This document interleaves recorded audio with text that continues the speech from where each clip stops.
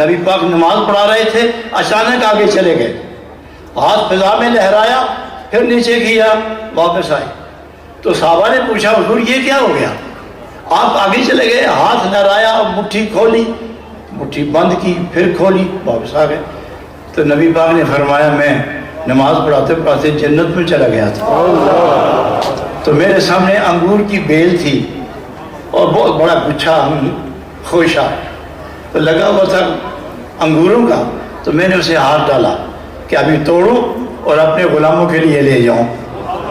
تو پھر خیال آیا کہ یہ تو جنت کا مال ہے، اس کو ادھر ہی دینے دو، پھر سے تو صحابی ایک عرض کرتے ہیں یا رسول اللہ لے ہی جاتے، فرمایا جنت کا مال ہے، یہاں لانا کوئی مناسب نہیں لگا، لیکن تم بھی میرے، جنت بھی میری، انگور بھی میرے، میں تمہیں لے جاؤں گا، وہیں کھلاؤں گا تمہیں۔